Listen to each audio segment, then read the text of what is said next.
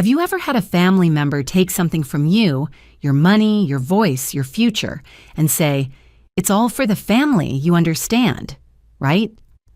$60,000. That was supposed to be the start of my freedom, a down payment on healing. Instead, it disappeared overnight into my brother's startup, without even a phone call. Here's the truth no one tells you. What hurts most isn't the loss. It's that they didn't think you mattered enough to ask. I'm not a lawyer, but over the next 90 days, I became the largest shareholder in the company my brother built with money meant for me. By doing the one thing no one expected, I stayed quiet, and I got smart. In this video, you'll learn what to do when family crosses legal lines, how to reclaim your power without burning the house down, and why choosing yourself isn't selfish, it's survival. I started with zero in my account. 3 months later, I owned 48% of his company. Not through revenge, through receipts. If you've ever been told to be the bigger person while they took everything from you, don't skip this. You don't need to raise your voice to own the room. You just need to know how to walk in and make silence speak for you. Before we dive into the story, let me learn a bit about you. If you're a charming lady, please leave the number 1 in the comments. And if you're a dashing gentleman, leave the number 2. This way I can send you a special greeting. Now, let's start the story together. I was settling in for a quiet Sunday when the call from Mr. Blakely, Grandma's attorney, lit up my phone. His voice was warm, almost apologetic, as he explained that the last loose end of her estate had cleared. "Your share comes to $60,000, he said. I thanked him, set the receiver down, and let the figure hang in the still air of my River North condo. Outside, wind pushed amber leaves across the tall windows like slow-moving sparks.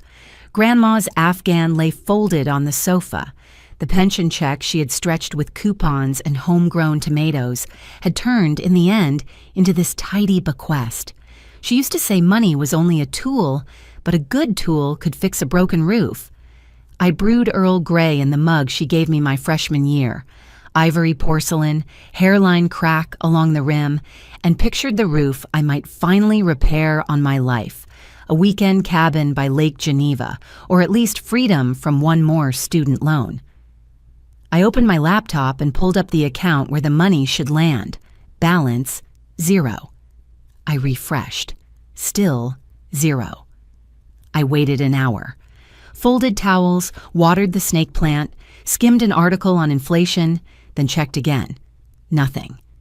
Transfers can lag over a weekend, I reminded myself, but something tugged at me, the way a loose thread tugs at a hem. By late afternoon, I phoned Mom. She answered on the second ring, breathless as if hurrying. "Natalie, honey, everything okay?" I kept my tone light. "Did Mr. Blakely happen to call you?" A pause long enough to count. "He mentioned paperwork. Why?" "I'm waiting on the deposit from Grandma's estate."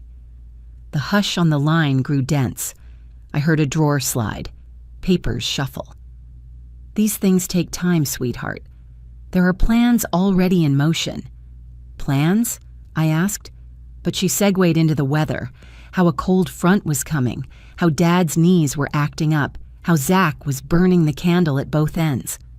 I let her talk, felt the thread pull tight, and ended the call none the wiser. Dusk settled early. Street lamps blinked on as I drove north to Evanston for our standing family dinner. Traffic crawled past brick walk-ups and neon laundromats. A high school marching band practiced on a field somewhere. The distant brass sounded both hopeful and off-key, like beginnings often do. Mom greeted me with the smile she saves for church greeters and loan officers. The kitchen smelled of roast chicken and thyme.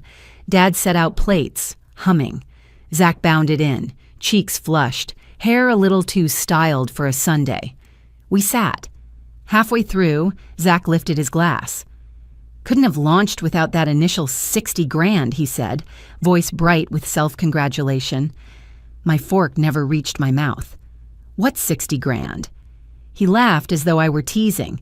"Grandma's gift. FinSync is live. Investors love it."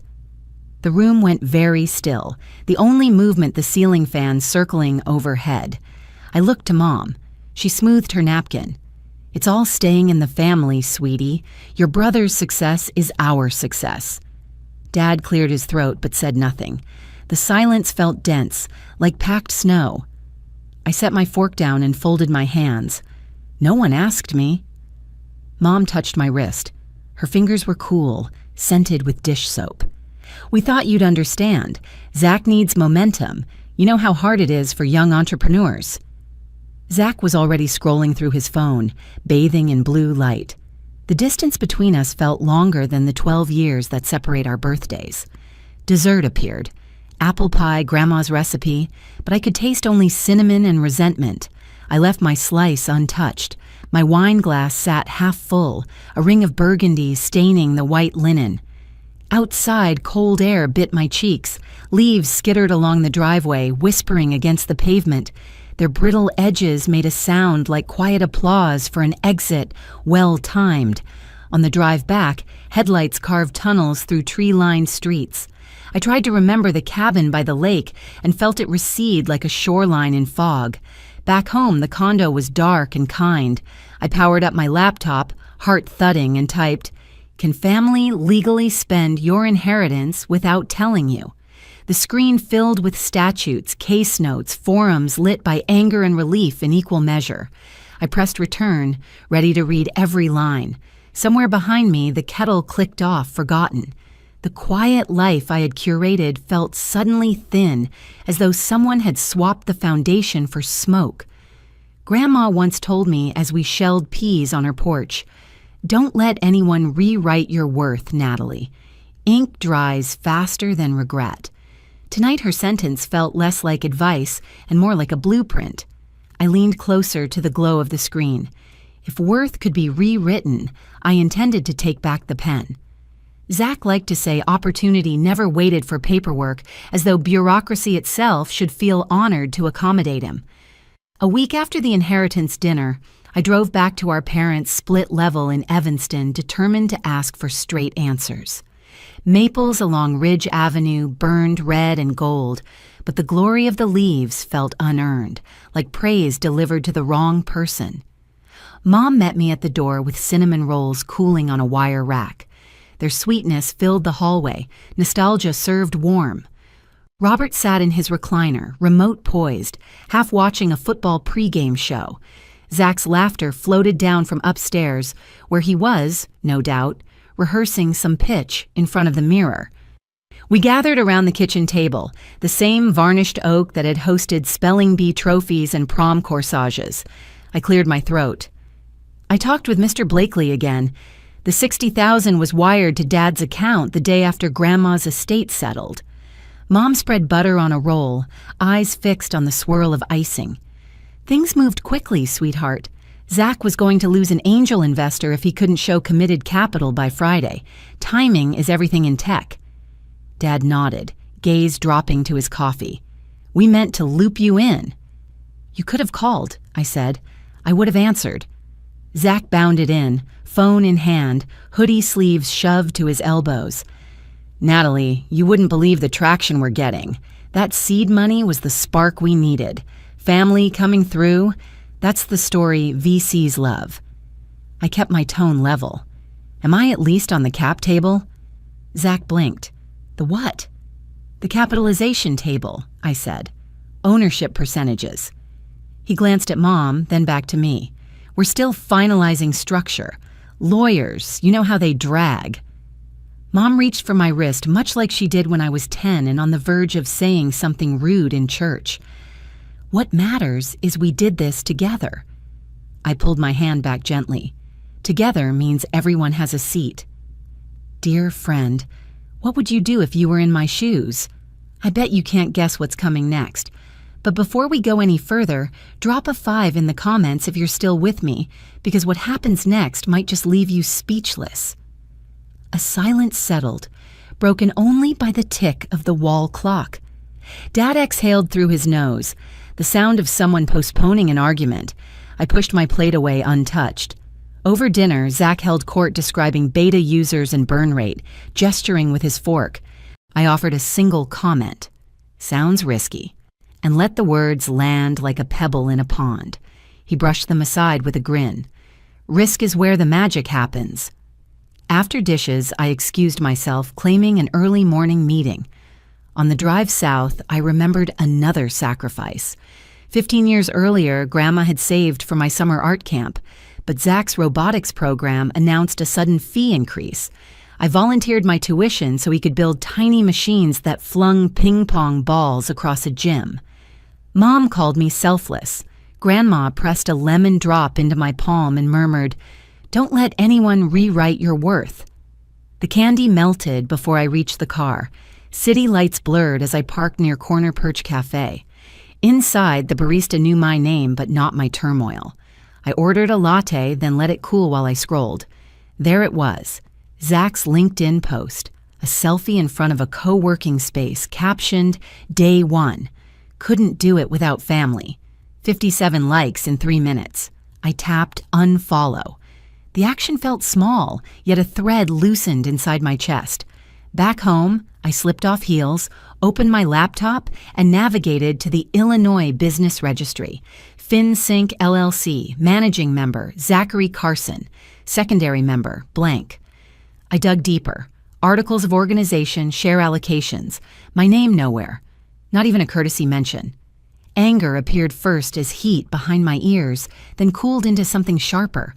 I shut the browser, reopened it, checked again. Still invisible. Outside, the L rolled past, windows flickering like a slow-moving marquee. People on that train believed in tomorrow because no one had sold it out from under them. A notification chimed, LinkedIn again, but this time a private message from someone I didn't know. The preview line read, "He's about to tank it. I thought you should know." I stared at the screen while the city hummed beyond the glass, the latte on my counter stone cold and forgotten. Grandma's voice drifted up like wind through autumn leaves, and for the first time I let myself wonder what price silence might exact. Eric Devlin kept his office inside a cavernous co-working loft on Fulton Market, all exposed brick, polished concrete, and the faint hiss of espresso from a bar that never seemed to close. Early November air drifted through cracked windows, numbing fingertips and sharpening intentions. I arrived with a leather folder and Grandma's silver bracelet snug at my wrist, its single turquoise bead the color of morning sky just before it brightens. Zach's latest post, him grinning beside a slide that read Series A in capital letters, still hovered in my mind. He looked triumphant, as if the future were a private elevator and he alone held the key. Eric rose when I approached, a tall man in a charcoal sweater who shook hands like a formality he respected but did not enjoy. He had been FinSync's earliest outside backer, the kind of investor who liked neat spreadsheets and quiet founders. Zach had given him noise instead, branded hoodies, breathless projections, a burn rate set to bonfire. "Sit," he said, motioning to a glassed-off alcove. Sunlight angled across the table, striping the floorboards. He slid a folder toward me. Quarterly numbers. They're worse once you read past revenue and look at retention. I scanned the sheets. Users plateauing, churn climbing, marketing spend reckless. How bad, I asked. Angel money gone in 8 months. Seed nearly gone too. Your brother is courting a bridge round at a valuation no one believes. I closed the folder. If I took your position, it would buy you distance. It would buy me sleep, he corrected, lips twitching toward a smile. 11%. I want out before the story turns. In my wallet, searching for a pen, a card slipped free. Grandma's handwriting in blue ink, the loop of the G graceful despite age. You set your own price. I felt the words settle, a hand on the small of my back steadying me. I looked up. Draft the transfer, I said. I'll wire by end of day. That night, the bracelet caught lamplight as I typed routing numbers. Money moved from my savings to a shell LLC I had formed 2 days earlier. Another document slid through e-signature, the turquoise bead flashing each time my wrist lifted. 11% was a start. The week became a quiet march. I woke at 5, ran along the lake to keep nerves from calcifying, then stationed myself at a borrowed desk in the loft. Algorithms and analytics during daylight, coffee and calls after dark. Disappointed angel investors appeared like low-flying birds, circling once before landing on the offer I laid out. Partial recovery now or a probable zero later. Most chose the lifeboat. Some demanded phone introductions with my principal, never guessing the woman on the line already was. Each agreement added weight, yet a curious lightness grew inside me. No arguments, no guilt, only spreadsheets and signatures. I pictured Zach refreshing dashboards, watching numbers he didn't understand, unaware that ownership percentages were tilting under his feet. By Thanksgiving, I controlled nearly a third of FinSync. To celebrate, or maybe to breathe, I visited the Art Institute alone. In a gallery of American landscapes, I stood before a canvas of wide prairie, luminous and patient, painted by someone who must have loved unbroken horizons. The bracelet gleamed against my coat sleeve.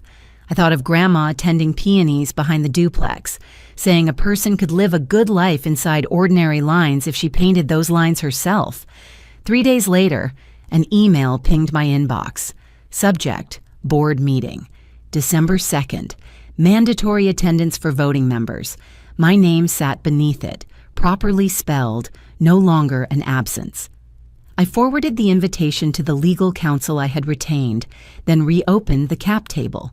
With one more silent purchase that afternoon, a weary seed investor in Denver ready to cash out, I reached 48%, close enough to swing every decision if I chose.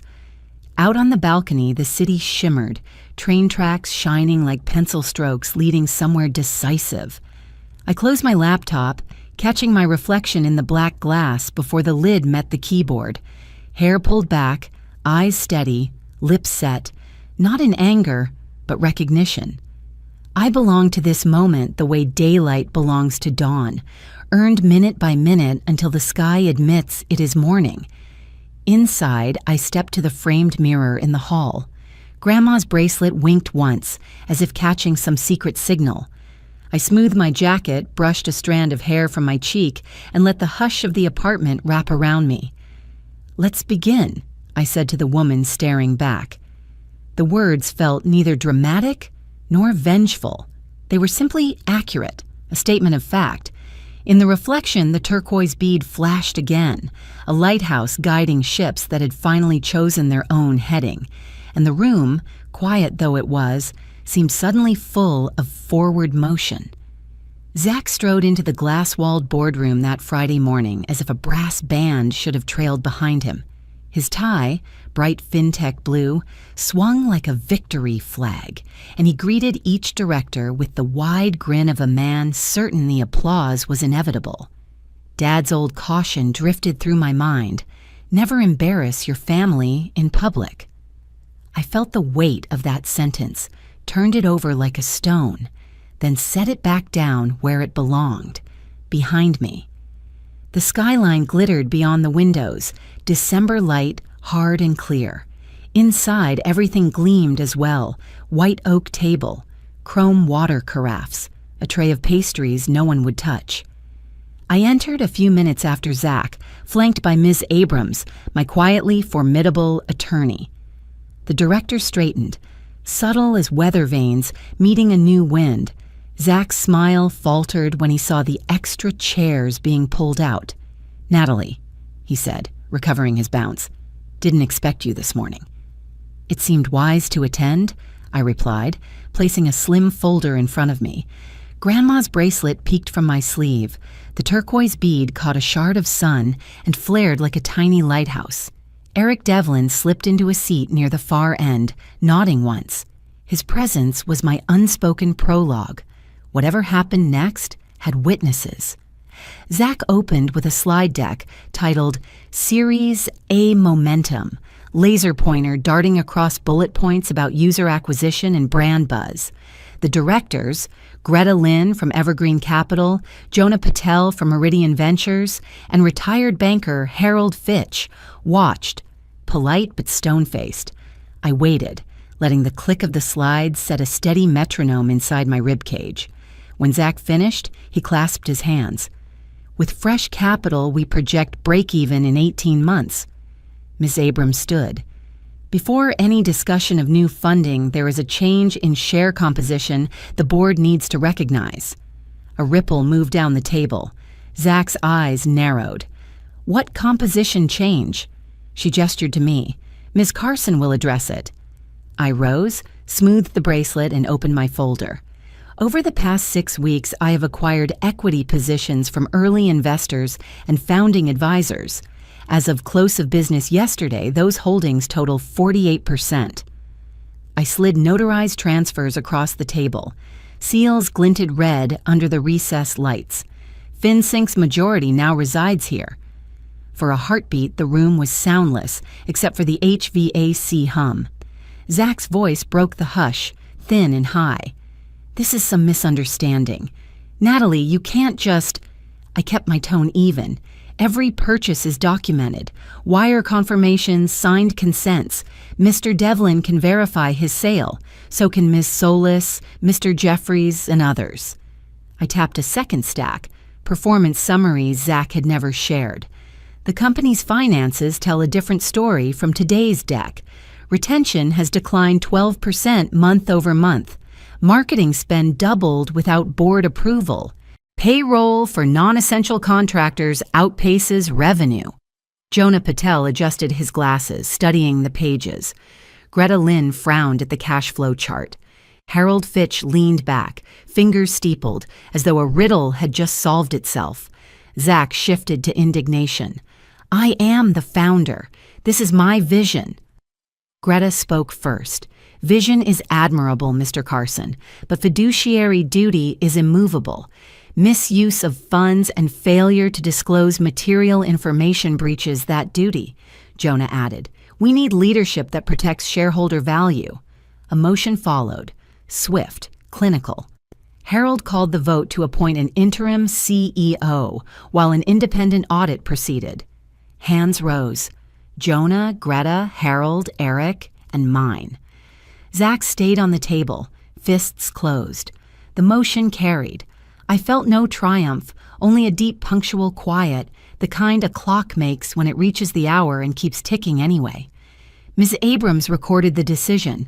The directors gathered their folders. Chairs scraped softly. Outside, an elevated train rumbled north, indifferent. Zach looked at me as the room emptied, disbelief melting into something fragile. Why, Nat? We're family. I folded my papers. Family shouldn't require secrecy to survive. The bracelet winked once more as I clipped the folder shut. If FinSync succeeds, everyone wins. But it won't succeed by pretending numbers are wishes. He opened his mouth, searching for a retort, but words failed. I thought of Grandma watching us on her porch, shelling peas, believing we would look out for each other long past her lifetime. I hoped, in time, Zach might understand that guarding the house sometimes means changing the locks. In the hallway, I paused by the floor-to-ceiling window. The city stretched below. Cold river, steel bridges, 100 stories of glass reflecting morning. My phone vibrated. A text from Mom bloomed on the screen. How could you do this to your own brother? I adjusted the bracelet, feeling the turquoise bead cool against my skin, and slipped the phone back into my pocket without replying. The first Monday of the new year found me standing outside a low-slung brick building on East 6th Street, the winter sun warm enough to smell cedar in the air. A hand-painted plaque beside the door read, FinSync Labs. The name an earnest local artist had lettered over the weekend, while mariachi music drifted down the block. Austin was still a city of murals and breakfast tacos, a place where ideas felt lighter because the sky refused to brood. Inside, rows of empty desks waited like polite guests unsure where to sit. I unlocked a storage closet, wheeled out a whiteboard, and wrote one sentence in royal blue marker. Money should feel like a tool, not a threat. It was something Grandma once murmured while balancing her checkbook, and it would serve as our North Star. Olivia Carter arrived first, hair pulled into a no-nonsense bun, a cardboard tray of coffees in hand. Fuel, she said, setting the cups down with military precision. 10 minutes later, Marcus Liu burst through the door, skateboard tucked under his arm, already riffing on user interface improvements. By 9, the three of us occupied a triangle of energy, laptops open, sleeves rolled, the air alive with possibility. I returned to my desk and reopened Grandma's journal, the spine softened from years of reading. Near the middle, she had written in steady cursive, "There's a difference between building and fixing. Fixing is gratitude. Building is hope." I underlined the words, then slid the book into the top drawer next to the bracelet. Our first sprint targeted women who balanced side gigs, childcare, and aging parents, the kind of financial juggle Grandma endured with a pencil and an envelope system. Olivia tore into cost structures, trimming fat no one had questioned under Zach's reign. Marcus redesigned the dashboard to greet users with calm colors and plain language tips instead of confetti animations. By February, we hosted lunchtime workshops with the local YWCA. Volunteers brought slow cookers of chili. Attendees traded stories about overdraft fees and paycheck gaps. I watched one grandmother teach her teenage granddaughter how to categorize expenses, their heads bent together over a tablet we'd supplied. The moment felt like sunlight spilling where shade had lingered too long. Word traveled. The Austin Chronicle ran a piece titled "Fintech for the Rest of Us," calling our reset a rare pivot from flash to foundation. Investors who once demanded hockey stick growth now spoke about social impact metrics and stable margins. I smiled, remembering Zach's fireworks-heavy pitch decks. Sometimes ceilings crack because the foundation was poured in a hurry. He did not take the shift quietly. Emails arrived at dawn, subject lines all caps, "You stole my life's work," followed by screeds on betrayal and legacy. I flagged them, then slid each into a folder marked evidence. Mom's messages came softer, barbed in velvet. "Families work things out in private, Natalie. Remember who changed your diapers." I typed drafts in response, deleted them unread, and returned to cash flow forecasts. Mid-February brought the Central Texas Startup Showcase, a come-and-try-if-you-dare event held in a converted feed mill. String lights stretched overhead. Booths displayed everything from drone-delivered tacos to algae-based plastics. We pinned posters onto plywood walls. Olivia rehearsed metrics. Marcus cued a live demo. When judges paused at our corner, I spoke plainly about dignity and dollar signs, about how power begins the day a user understands her own numbers. No pyrotechnics, only a screen that translated late fees into lost hours of family time. They awarded us the community grant, $120,000 plus mentorship and a year of free lab space. Flashbulbs popped. For a moment, the applause seemed to drift from another life, as though I watched a younger Natalie winning the regional science fair, Grandma clapping from the front row. That evening, we toasted with Topo Chico and breakfast tacos at 9 p.m. I slipped away to a side office, opened my banking app, and transferred $10,000 into a fresh checking account labeled Freedom Fund. The bracelet warmed against my wrist, metal absorbing the heat of intent. Money could be hope after all. A knock sounded. Marcus poked his head in. "Press wants a quote about next steps." "Tell them we're hiring trainers before engineers," I said. "Tools only matter if people trust them." He grinned. "That'll play well." The team headed out, laughter trailing down the hall. I gathered my coat, switched off lights, and locked the door. On the sidewalk, cool air carried hints of mesquite smoke from a nearby food truck. My phone vibrated. Unknown number, local area code. A courier in a red windbreaker approached, rectangular envelope in hand. "Delivery for Natalie Carson," he said, requesting a signature. The package felt heavier than its size, the weight of paper dense with intent. Legal stationery peeked beneath the seal. Petition for relief. Hostile takeover claim. I signed, thanked him, and watched the taillights of his scooter fade into traffic. Under the street lamp, the envelope looked almost gold. I slipped it into my bag beside the Freedom Fund paperwork, the two documents like opposite poles of a magnet. One pulled backward, the other forward. Grandma's voice rose inside me, calm as ever. "Fix if you must. but build when you can. I turned toward the quiet of an Austin night, headlights sweeping across murals of bright cacti and wide skies, and started the walk home. They took my name off a check. I built mine into a brand. I start most mornings on the back step of my East Austin bungalow, cradling a mug that says, "Built, not borrowed." It was a gift from Olivia, who claimed the phrase sounded like something I'd toss off in a meeting. The ceramic has the faint chip of daily use now, the kind of imperfection that proves a thing was made to last. This March dawn feels easy. Crickets giving way to doves, a breeze carrying hints of mountain laurel honey. Inside, the news is low on the radio. Traffic updates, a farmer's market preview. No lawsuits in the segment, because the lawsuit that once filled my nights with legal Latin and dread settled 3 weeks ago. The judge dismissed Zach's petition with prejudice, a phrase that sounded harsh until I realized it meant final. The settlement cost me nothing but patience. The court affirmed my ownership, and Zach's claims of coercion fell apart under audit. Somewhere there is a file stamped with my full name, declaring the matter closed. At 8, I drive to FinSync's new open-plan office, a converted warehouse off Springdale Road that smells of cedar and fresh paint.